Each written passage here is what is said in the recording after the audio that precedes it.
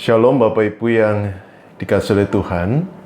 Senang bisa kembali berjumpa untuk berdoa, membaca dan merenungkan kebenaran firman Tuhan. Mari sebelum kita bersama membaca, merenungkan firman Tuhan, kita terlebih dahulu berdoa. Mari kita berdoa.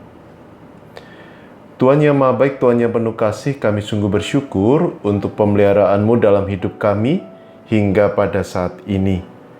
Dan kami pun bersyukur karena Tuhan memberi kami kesempatan untuk bersama membuka, membaca, dan merenungkan kebenaran firman Tuhan.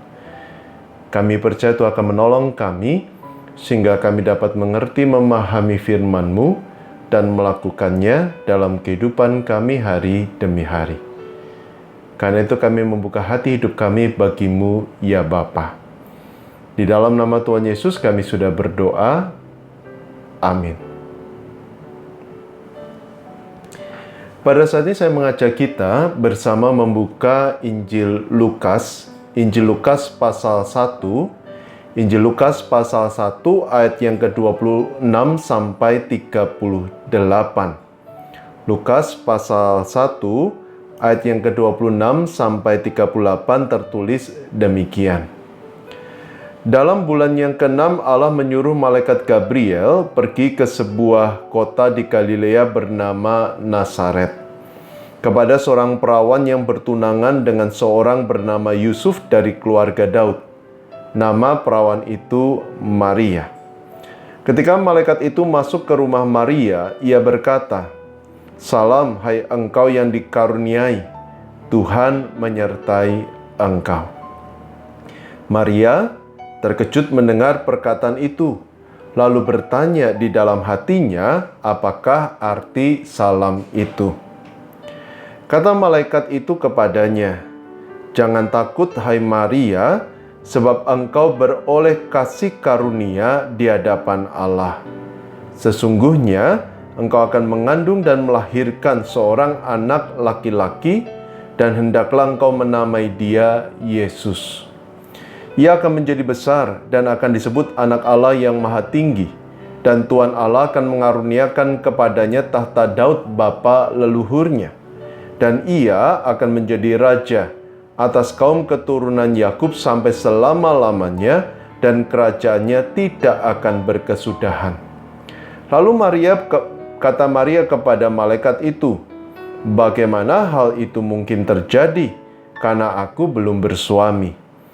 Jawab malaikat itu kepadanya, "Roh Kudus akan turun atasmu, dan kuasa Allah yang Maha Tinggi akan menaungi engkau. Sebab itu anak yang akan kau lahirkan itu akan disebut kudus, Anak Allah. Dan sesungguhnya Elisabet sanakmu itu, ia pun sedang mengandung seorang anak laki-laki pada hari tuanya. Dan inilah bulan yang ke-6 bagi dia yang disebut mandul itu. Sebab bagi Allah tidak ada yang mustahil." Kata Maria, "Sesungguhnya aku ini hamba Tuhan, jadilah padaku menurut perkataanmu itu." Lalu malaikat itu meninggalkan dia. Sampai sejauh bacaan kita pada saat ini. Saudara kasih Tuhan, tema perenungan kita pada hari ini adalah tidak ada yang mustahil bagi Tuhan. Saya tertarik dengan apa yang pernah dikatakan oleh Joel Osteen, seorang penulis dan juga seorang pengkhotbah yang luar biasa. Joel Osteen pernah berkata demikian, "Tuhan bisa mengerjakan hal yang mustahil dalam hidupmu. Tidak peduli apa yang keadaan katakan kepadamu. Tuhan bisa mengerjakan hal yang mustahil dalam hidupmu. Tidak peduli apa yang keadaan katakan kepadamu." Saudara sekalian, pernyataan ini menarik untuk kita renungkan karena berbicara tentang sebuah realitas di mana kita akan menghadapi pergumulan demi pergumulan dalam kehidupan kita. Nah, salah satu keyakinan yang membuat kita bisa tetap bertahan di tengah pergumulan adalah keyakinan akan kemahakuasaan Allah. bahwa Allah sanggup melakukan segala sesuatu dengan kuasa-Nya, termasuk juga untuk menolong kita. Dan tidak ada yang mustahil bagi Allah. Namun, keyakinan ini kadangkala pupus dari pikiran hati kita. Kadangkala kekhawatiran, rasa takut tetap berkecamuk di dalam diri kita. Terlebih ketika kita berada dalam situasi yang sulit, kita berada dalam situasi yang terpojok, kita tidak menemukan jalan keluar, tidak ada seorang pun yang bisa menolong kita. Di situ kadangkala keraguan muncul di dalam hati dan pikiran kita.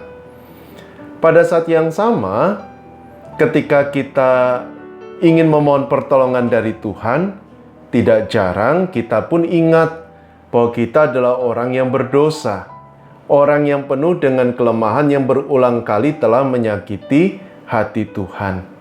Sehingga muncul sebuah pertanyaan, apakah Tuhan mau menolong saya? Saya kan orang yang berdosa. Nah, Bapak Ibu, pertanyaan atau pemikiran-pemikiran seperti ini seringkali muncul dalam hati dan pikiran kita. Sehingga meski kita percaya bahwa tidak ada yang mustahil bagi Allah, karena Dia Allah yang Maha Kuasa, tetapi juga muncul keraguan, apakah Allah yang Maha Kuasa itu sanggup dan akan menolong kita. Kadangkala tanpa sadar kita pun berkata rasanya mustahil Tuhan bisa ataupun Tuhan akan menolong saya. Nah, yang menarik adalah keraguan-keraguan seperti ini bukan hanya kita yang mengalami, tetapi ada banyak sekali orang-orang Kristen, para pengikut Kristus, termasuk juga tokoh-tokoh Alkitab yang mengalami kegalauan seperti ini. Salah satunya adalah Maria. Bapak Ibu dikasihi Tuhan, Tuhan mengutus malaikatnya untuk menemui Maria dengan sebuah berita bahwa Maria akan mengandung dan melahirkan sang bayi kudus, Mesias yang telah dinubuatkan oleh para nabi. Nah, yang menarik adalah pertanyaan dari Maria. Maria bertanya, bagaimana mungkin itu bisa terjadi? Sebab aku belum bersuami. Saudara sekalian, ini bagi saya sebuah pertanyaan yang aneh. Karena kalau seorang dikatakan bahwa dia akan hamil, melahirkan, tentu seharusnya sukacita yang memenuhi hatinya. Seharusnya rasa syukur yang dia ucapkan. Apalagi yang akan dikandung oleh Maria adalah bayi kudus, Mesias yang telah dinubuatkan dalam perjanjian lama. Seharusnya hati dan pikiran Maria dipenuhi oleh sukacita, gembira, rasa syukur, dan kasih kepada Allah. Mengapa justru Maria bertanya, bagaimana mungkin itu bisa terjadi? Sebab aku belum bersuami. Saudara sekalian, kita mencoba menempatkan diri pada posisi Maria. Maria baru bertunangan. Maria belum tinggal bersama dengan Yusuf sebagai suami istri secara resmi.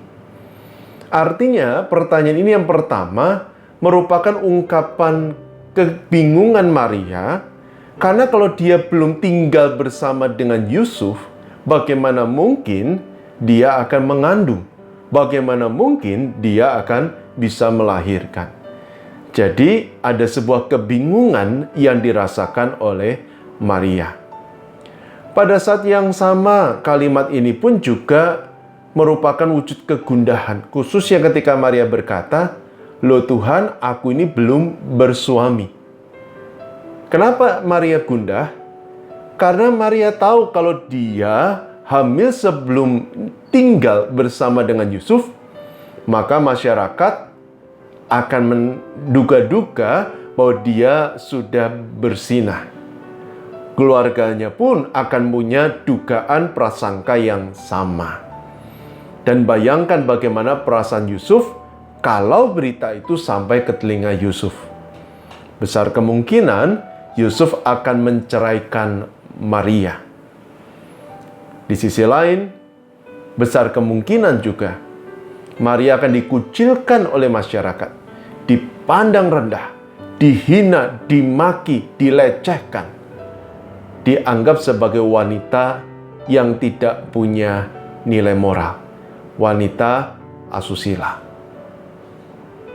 Pada saat yang sama, Maria pun juga menghadapi ancaman kematian dari masyarakat pada waktu itu yang menganggap dia seorang wanita asusila yang pantas dihukum mati dan dirajam batu. Jadi saudara bisa bayangkan betapa galaunya hati Maria. Pada saat yang sama, Maria tentu terbesit sebuah keraguan. Loh Tuhan, aku ini manusia biasa. Aku ini manusia yang penuh dengan dosa. Aku punya kelemahan. Bagaimana mungkin aku bisa mengandung bayi kudus? Jadi saudara bisa bayangkan betapa kacau balaunya hati Maria. Dia bingung membayangkan bagaimana mungkin dia belum tinggal dengan Yusuf tiba-tiba bisa hamil. Dia gundah memikirkan konsekuensi. Dia pun merasa tidak layak karena dia adalah orang yang berdosa. Jadi saudara, pada waktu itu Maria, kita bisa bayangkan betapa galaunya hati Maria.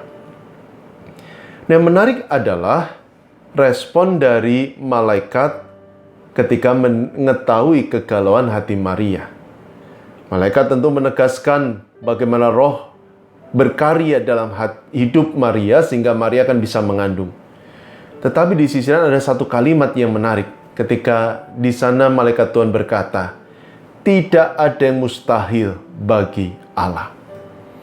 Nah saudara, kalimat ini punya banyak makna. Dan kalimat ini merupakan jawaban atas kegalauan Maria. Kalimat ini yang pertama ingin mengatakan kepada Maria bahwa Maria, oke, kamu belum mengandung, tetapi Allah itu maha kuasa. Dia bisa berkarya dalam hidupmu sehingga kamu bisa mengandung seperti yang Dia firmankan meski kamu belum bersuami. Jadi pernyataannya tentu yang paling mendasar mau berbicara tentang kemahakuasaan Allah. Allah yang maha kuasa bisa melakukan sesuatu yang mustahil dalam pikiran manusia. Tapi yang kedua, kalimat ini ketika dikatakan tidak ada yang mustahil bagi Allah, Allah pun juga mengetahui kegundahan hati Maria.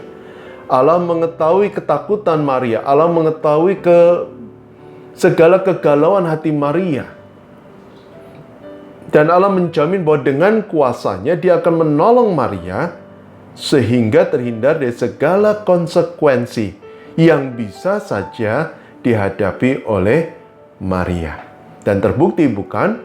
Allah menemui Yusuf, mengutus malaikatnya untuk menemui Yusuf dan meyakinkan bahwa bayi dalam kandungan Maria adalah bayi kudus.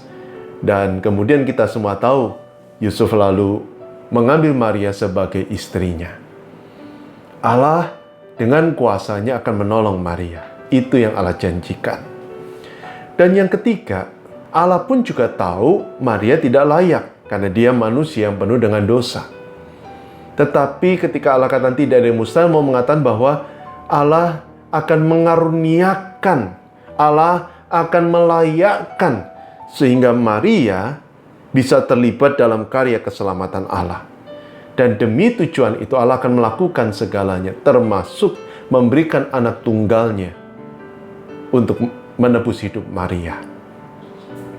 Nah saudara sekalian, ketika Allah berkata tidak ada yang mustahil, bukan sekedar bicara tentang kemahakuasaannya, tapi bicara juga tentang kasih dan kepedulian Allah bagi Maria. Berbicara juga tentang pengorbanan Allah bagi Maria.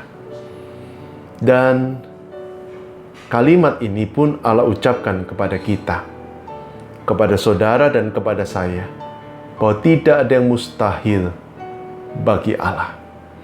Artinya apapun yang sedang kita alami, pergumulan seberat apapun, sebesar apapun yang sedang kita jalani, Allah sanggup untuk menolong kita. Mungkin kita pun juga punya banyak sekali kekhawatiran, punya banyak sekali ketakutan akan apa yang akan terjadi dalam hidup saya.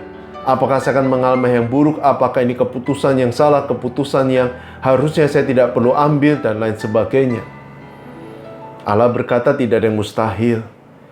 Dia mengasihi kita dan Dia akan menolong kita. Karena itu apapun rencana kita, apapun keputusan kita, libatkan Tuhan di dalamnya.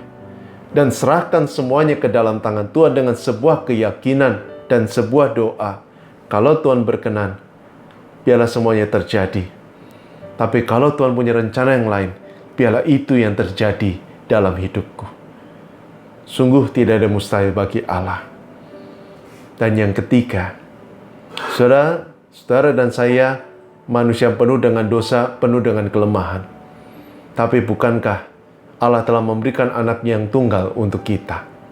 Menebus hidup saudara, menebus hidup saya. Memberikan keselamatan, memberikan pengharapan. Karena itu ketika kita mengalami kasih Allah yang besar, mengalami karya dan pertolongan Allah, katakan tidak ada yang mustahil bagi Tuhan. Katakan dengan penuh sukacita, penuh rasa syukur, penuh iman, dan bagikan karya Allah yang besar itu kepada orang sekitar kita agar mereka pun bisa mengatakan hal yang sama, bahwa sungguh tidak ada yang mustahil bagi Allah. Amin. Mari kita bersama berdoa. Tuhan yang Maha Baik, Tuhan yang penuh kasih, kami sama seperti Maria, manusia yang lemah, manusia yang terbatas, manusia yang membutuhkan pertolongan-Mu. Namun pada saat yang sama kami pun menyadari bahwa kami adalah orang yang berdosa, yang berulang kali telah menyakiti hati Tuhan, dan rasanya mustahil bagi Allah untuk menolong kami. Namun apa yang dialami oleh Maria, itu pun juga kami percaya terjadi dalam hidup kami. Allah mengasihi kami. Allah akan menolong kami di tengah situasi paling sulit sekalipun. Dan ketika kami mengalami pertolongan Allah, biarlah itu membangkitkan rasa syukur, mendorong kami untuk semakin mencintai Tuhan dan hidup untuk Tuhan. Tolonglah kami semua ya Tuhan yang lemah terbatas ini, berkenan Tuhan yang berkasih karunia memimpin dan menyertai kami. Dan kami ingin menyerahkan usaha pekerjaan kami, berkenan Allah yang memberkati, menyerahkan juga untuk keluarga kami. Tuhan yang berikan damai dan sukacita. Berdoa untuk saudara kami yang sakit, berkenan Tuhan yang melawat. Untuk saudara kami yang sudah lanjut usia, berkenan Tuhan yang menjamah dan menguatkan. Dan bagi kami semua, Tuhan berikan kepada kami kesehatan yang baik. Kami pun juga menyerahkan untuk gereja-Mu GKI Kutisari Indah, gereja milik Tuhan yang telah Tuhan dirikan dan pimpin hingga saat ini. Kami percaya ke depan pun Tuhan akan terus berkarya di tengah dan melalui jemaat-Mu. Bapak Ibu kasih Tuhan, arahkanlah hatimu kepada Tuhan dan terimalah berkat dari Tuhan. Allah yang Maha Pemurah, Dia akan menyertai engkau dengan kuasa-Nya. Dia akan memimpin dan menolong engkau. Dia akan selalu hadir dalam kehidupanmu dan Dia tidak akan pernah meninggalkanmu sedetik pun. Dari sekarang sampai selama-lamanya. Amin. Tetap sehat, tetap semangat. Tuhan memberkati.